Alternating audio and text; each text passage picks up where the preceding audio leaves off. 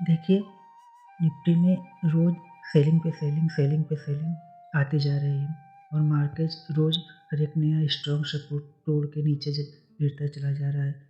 एक सपोर्ट टूट रहा है, फिर मार्केट आ रहा है, दूसरे सपोर्ट टूट रहा है, फिर मार्केट आ रहा है, फिर सपोर्ट टूट रहा है। तो ये लगभग सितंबर मंथ से लगातार कंटिन्यू मार्केट फॉल कर रहा है। ठीक है, तो आज की वीडियो में हम ये समझने की कोशिश करेंगे। आज हम किसी सपोर्ट रेजिस्टेंस की बात नहीं करेंगे कि मार्केट इस लेवल के नीचे ये होगा या उस रेजिस्टेंस के ऊपर वो होगा। आज हम एक ब्रॉडर लेवल पे माइक्रो इकोनॉमी को समझने की कोशिश करेंगे कि ऐसे क्या रीजन है, ठीक है, ऐसे क्या रीजन है कि मार्केट हर एक सपोर्ट को तोड़ के नीचे गिरता चला जा रहा है। ठीक है, हम उस व्यू को एक माइक्रो लेवल पे अपने एक व्यू बनाने की कोशिश करेंगे। ठीक है, तो फिर एजुकेशन में संतोष में आइए हम वीडियो शुरू करते हैं। मैं हूँ संतोष कुमार। ठीक है, तो देखिए, सबसे पहला रीजन जो सामने निकल के आ रहा है वो है ऑयल के प्राइस जो है वो इंक्रीज कर रहे हैं। ठीक है, ऑयल के लास्ट थ्री मंथ से जो अभी लास्ट 3 मंथ के यदि हम ऑयल प्राइस के देखें तो वो इस समय पीक पे चल रहे हैं। ऐसा क्यों हो रहा है? देखिए, इसका पीछे 2 रीजन है। पहला है रसिया यूक्रेन वॉर और तीसरा है यूएसए यानी अमेरिका के जो न्यू इलेक्टेड प्रेसिडेंट जो 20 तारीख को अपनी ओथ लेंगे, ठीक है, उनकी कमेंट्री है वो, और वो रसिया पे ऑयल सैंक्शन लगाने की बात कर रहे हैं या लगाने की कोशिश कर रहे हैं। ठीक है, या वो तो रसिया पे छोड़ो, तो हर कंट्री बोल रहे हैं कि हम आपको टैरिफ बढ़ा देंगे, ठीक है, और हम आप पे ये इम्पोज करेंगे, वो इम्पोज करेंगे। जिनकी नेगेटिव कमेंट्री या पॉजिटिव कमेंट्री जो भी किया उनके कंट्री के लिए हो, उसकी वजह से मार्केट में एक सेल ऑफ आ रहा है। ठीक है, तो सबसे पहला रीज़न क्या था? ऑयल प्राइस का फ्लक्चुएट करना या ऑयल प्राइस का इंक्रीज होना। दूसरा बड़ा रीज़न है क्या? हमारा जो रुपीज़ है, ठीक है, वो क्या कर रहा है? ये भी अपना स्ट्रॉन्गनेस को खोता जा रहा है। हमारा रुपीज़ एप्रिशिएट किया जा रहा है।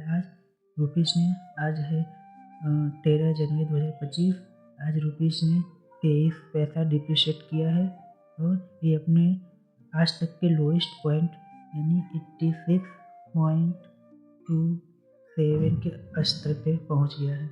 ठीक है, जब किसी कंट्री का रुपीज़ वीक होता है तो उसकी इकोनॉमी के लिए अच्छी बात नहीं होती है। ये भी एक नेगेटिव साइन है जो कि मेरे मार्केट को डाउन कर रहा है। ठीक है, ये तो दूसरा।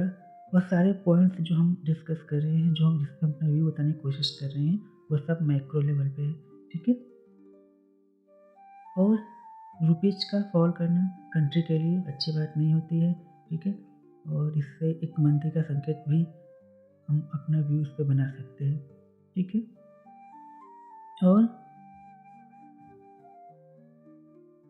तीसरा जो बहुत बड़ा रीजन अभी प्ले कर रहा है, थर्ड रीजन जो बहुत बड़ा प्ले कर रहा है, वो है हमारे ट्रंप महोदय।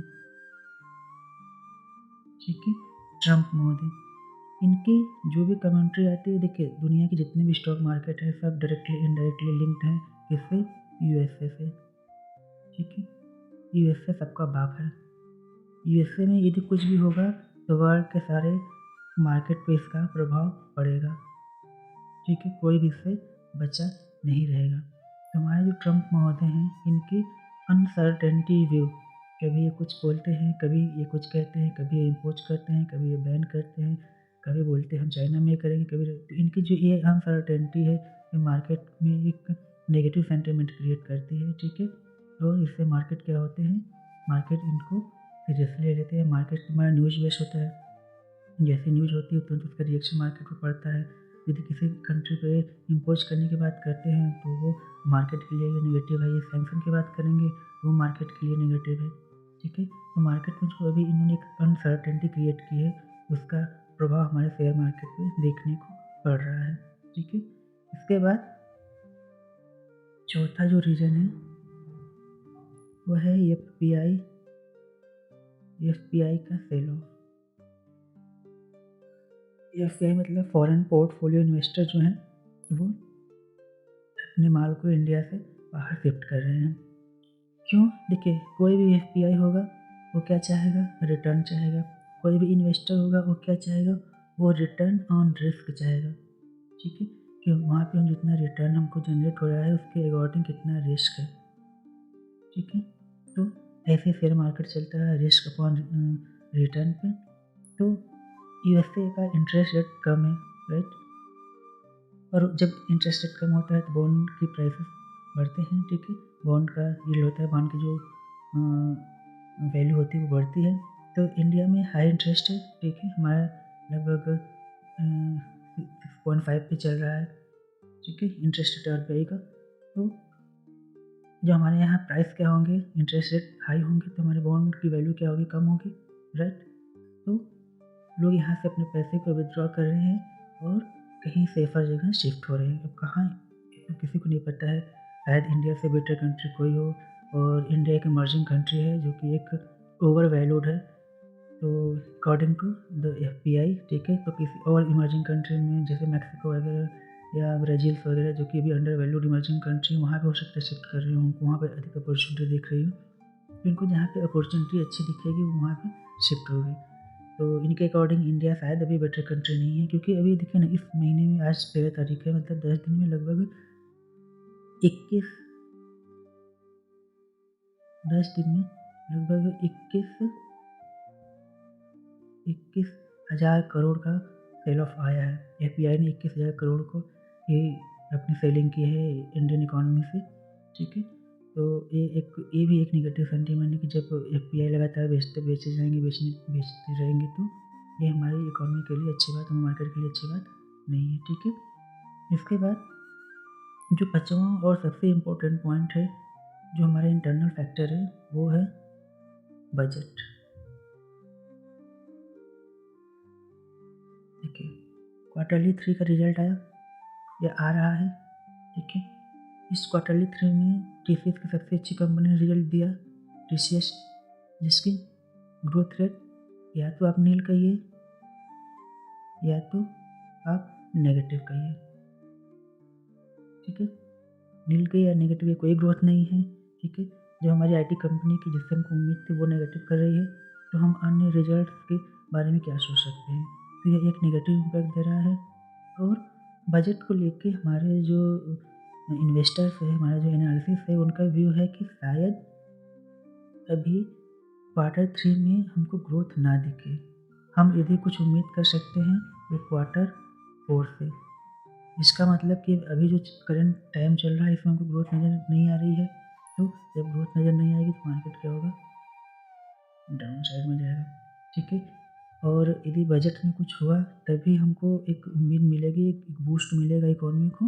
अदरवाइज यदि बजट में कुछ ऐसा नहीं हुआ, फर्स्ट मतलब market budget remain as the previous year, तो फिर ये मार्केट के लिए अच्छी बात नहीं होगी। मार्केट फिर और फर्दर फॉल करेगा।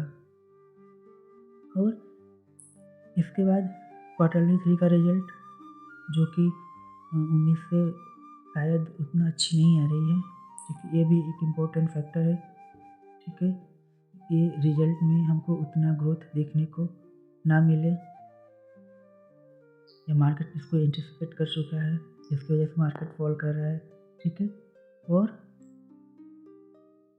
देखिए, इन सबको यदि हम कंक्लूड करें, जितने भी पॉइंट्स हमने अभी अपने इंटरनल फैक्टर्स के बारे में बताए हैं, कि बजट का ही है, क्वार्टरली रिजल्ट का ही है, एफपीआई सेल क्यों कर रहे हैं, हमारा रुपीज क्यों फॉल कर रही है, ये सब मैक्रो लेवल पर देखें तो हमारा एक व्यू बनता है कि हमारी जो इंडियन इकोनॉमी है, ठीक है, ये अभी कैसी दिख रही है? ये स्लो डाउन में दिख रही है। स्लो डाउन में क्यों दिख रही है? क्योंकि यहाँ पे कुछ अपॉर्चुनिटीज दिख नहीं रही है। अपॉर्चुनिटी यहाँ पे, इंडिया की ग्रोथ स्टोरी तो बहुत स्ट्रांग है, लेकिन यहाँ पे अपॉर्चुनिटी क्यों नहीं दिख रही है? क्योंकि हमारे कंजम्पशन में इंक्रीज नहीं हो रही। हमारे जो कंज्यूमर्स है वो क्या है, हमारे कंज्यूमर्स वो ढीले ढाले पड़े हैं। वो ढीले ढाले क्यों पड़े हैं? क्योंकि उनकी purchasing power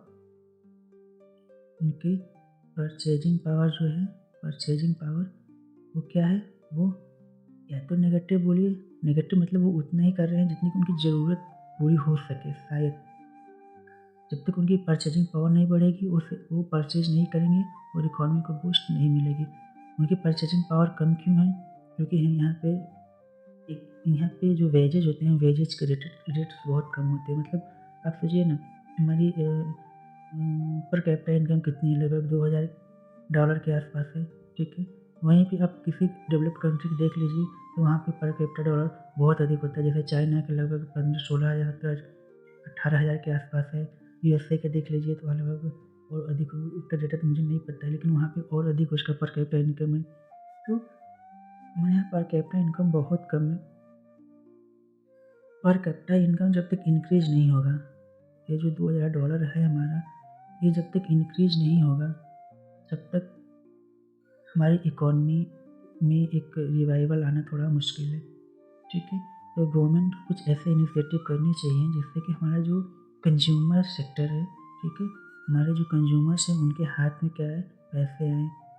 and in money, उनके हाथ में पैसे आए। गवर्नमेंट को इस बजट में फोकस तो करना ही चाहिए, तभी हमारी इकॉनमी भी सर्वाइव कर पाएगी। नहीं तो फिर रिसेशन या स्टैगफ्लेशन जो कहना है वो कहे, ठीक है। आज के वीडियो में हमने ये सब समझने की कोशिश की एक मैक्रो लेवल पे कि हमारी इकॉनमी क्यों, हमारी निफ्टी क्यों दिन ब दिन टूटती जा रही है, ठीक है। उसको हमने एक व्यू बनाने की कोशिश किया है। उम्मीद है थोड़ी बहुत आप लोगों की हेल्प मिलेगी इकॉनमी को समझने में, ठीक है। तो चलिए, हमारी वीडियो अच्छी लगे तो लाइक ज़रूर कर दीजिएगा और सब्सक्राइब भी कर लीजिएगा। मिलते हैं फिर किसी वीडियो में। और आप लोग मेरा यदि किसी को ट्रेडिंग में इंटरेस्ट हो, ट्रेडिंग करना चाहता है, तो हमारी प्लेलिस्ट में बहुत सारी वीडियोज़ है जो कि थोड़ा अलग व्यू बताते हैं कि हम ट्रेडिंग को कैसे कंसिडर कर सकते हैं। तो उसको ज़रूर आप लोग देखिएगा, ठीक है। चलिए फिर मिलते हैं किसी अच्छे वीडियो में, तब तक के लिए थैंक यू।